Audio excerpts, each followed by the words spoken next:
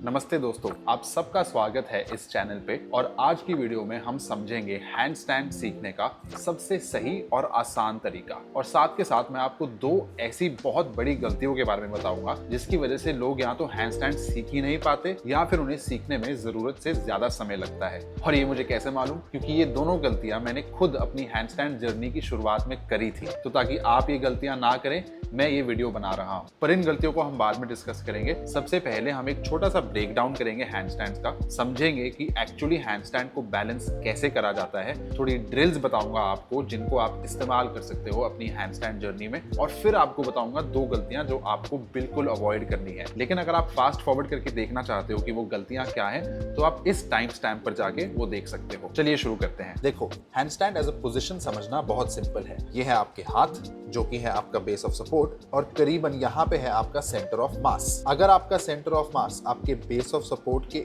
ऊपर स्टैक्ड रहेगा तो आप बैलेंस कर पाओगे। अगर आपका सेंटर ऑफ मास आपके हाथों के पीछे रह जाए तो आप पीछे की तरफ गिर जाएंगे, और अगर सेंटर ऑफ मास हाथों के आगे चले जाए तो आप आगे की तरफ गिर जाएंगे। तो बेसिकली हमें ये समझना है कि हम किस प्रकार अपने सेंटर ऑफ मास को अपने बेस ऑफ सपोर्ट के ऊपर रख पाए। और ये करने के लिए आपको आनी चाहिए माइक्रो एडजस्टमेंट्स। अब क्या है ये माइक्रो एडजस्टमेंट्स? देखो, अगर आप पहली दफा किसी को हैंड स्टैंड करते हुए देखोगे तो दूर से शायद आपको लगेगा कि ये तो बस इस पोजीशन में चिल ही मार रहा है। लेकिन अगर आप थोड़ा गौर से देखोगे और सामने जाकर उनके हाथों को देखोगे, आपको दिखेगा कि वो कंसिस्टेंटली किसी ना किसी तरीके की माइक्रो एडजस्टमेंट्स कर रहे होते हैं। ये छोटी छोटी एडजस्टमेंट्स इंश्योर करती है कि हमारा सेंटर ऑफ मास हमारे बेस ऑफ सपोर्ट के ऊपर रहे और हम आगे या पीछे ना गिरे। इन एडजस्टमेंट्स का एग्जांपल है जैसे फिंगर्स से जमीन को पुश करना, या हाथों से जमीन को ढकेलना, या फिर चेस्ट को एक्सपैंड या हॉलो करना, या फिर शोल्डर्स को ऐसे आगे या पीछे मूव करना। आपको शायद मालूम ना हो, लेकिन हम सिमिलर एडजस्टमेंट्स अपने पैरों पे भी करते हैं। लेकिन अब वो हमारा सेकंड नेचर बन चुका है, जिसकी वजह से हम उसको शायद अब नोटिस नहीं करते। हमारा मकसद ये है कि हैंडस्टैंड्स में भी हमने इन एडजस्टमेंट्स को सेकंड नेचर की तरह बनाना है। और ये करने का सबसे सही और आसान तरीका है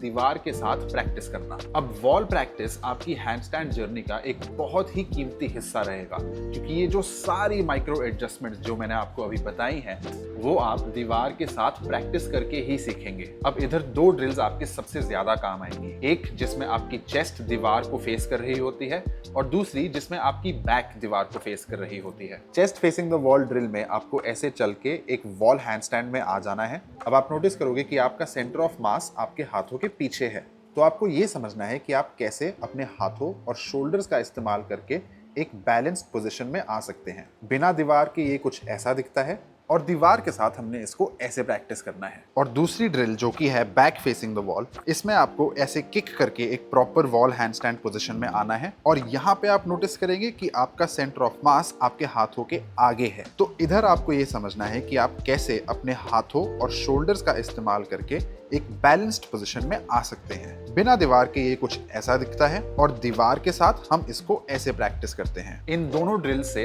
आप ये समझ जाएंगे कि आपको अपने आप को आगे गिरने से कैसे रोकना है और पीछे गिरने से कैसे रोकना है। और फिर यही चीजें आपको अपनी फ्री हैंडस्टैंड जर्नी में बार बार इंप्लीमेंट करना है, जिससे कि आप इसको अपना सेकंड नेचर बना सकते हैं। तो देखो, अब तो हमने हैंडस्टैंड्स का बेसिक फंडा समझ लिया और उसको सीखने का सबसे सही तरीका भी समझ लिया। अब बात करते हैं उन मिस्टेक्स के बारे में जो आपको बिल्कुल अवॉइड करनी है। पहली गलती है सही से गिरना ना सीखना, और दूसरी गलती है वॉल प्रैक्टिस को निग्लेक्ट करना। सही से गिरने को हम एग्जिटिंग या फिर बेल आउट भी कहते हैं। वॉल ड्रिल्स वगैरह सब गई भाड़ में। अगर आपको ये नहीं आता तो आपका हैंडस्टैंड सीखने का सपना सपना ही रह जाएगा।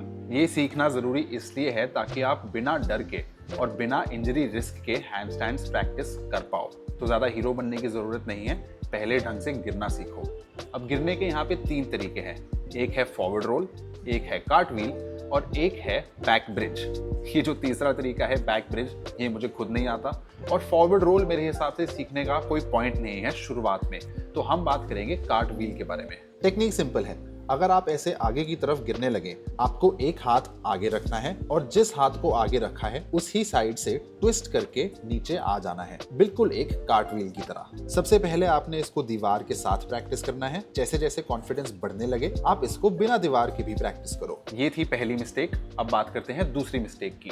विच इज वॉल प्रैक्टिस को निग्लेक्ट करना। देखो ज्यादातर क्या होता है, लोग हैंडस्टैंड सीखना शुरू करते हैं और शुरुआत में ऑब्वियसली वो दीवार का इस्तेमाल करते हैं, लेकिन कुछ देर बाद उनका तुक्के से इधर उधर हैंडस्टैंड होल्ड होने लग जाता है। इसकी वजह से उन्हें लगता है कि वाह, अब तो मैं रेडी हूं, अब मुझे दीवार की जरूरत ही नहीं है। पर यहीं पे वो सबसे बड़ी गलती कर बैठते हैं। जस्ट बिकॉज आप इधर उधर तुक्के से बैलेंस कर पा रहे हो, इसका मतलब ये नहीं है आप दीवार के साथ प्रैक्टिस करना ही छोड़ दो, बल्कि this is all the more reason कि आप दीवार के साथ और प्रैक्टिस करो और इन माइक्रो एडजस्टमेंट्स और पोजीशंस को और ढंग से समझो और उन चीजों को आप बिना दीवार के भी अप्लाई करो। तो आपको दोनों करना है। बैलेंस होने लग जाए तो आप दीवार के साथ उन चीजों को और अच्छे से समझो और समझने के बाद बिना दीवार के उन्हें अप्लाई करने की ट्राई करो। जब तक कि आप रेगुलरली 20 से 30 सेकंड का हैंडस्टैंड होल्ड कंफर्टेबली नहीं कर पाते, तब तक आपको दीवार का सहारा नहीं छोड़ना। And that's it. अब वीडियो खत्म होने से पहले आई वांट टू क्लैरिफाई कि ये मैंने काफी कॉन्सेप्ट्स को ब्रीफली टच किया है, लेकिन सच बोलूं तो इन सारे कॉन्सेप्ट्स पे डिटेल्ड वीडियोस बन सकती हैं। And that's exactly what I will do. ये वीडियो मेरी हैंडस्टैंड सीरीज की पहली वीडियो है। आने वाली वीडियोस में हम इन सब चीजों को और डिटेल में ब्रेक डाउन करेंगे और साथ के साथ मैं आपको कुछ ट्रेनिंग रूटीन्स भी दूंगा जिनसे आप जल्द से जल्द हैंडस्टैंड सीख पाएंगे। अगर आपको वीडियो अच्छी लगी तो इसको लाइक जरूर करना और अगर आपके कोई डाउट्स हैं तो मुझे कॉमेंट्स में बताओ और मैं अगली वीडियोस में इनको जरूर एड्रेस करूंगा। तब तक के लिए stay tuned and see you in the next video.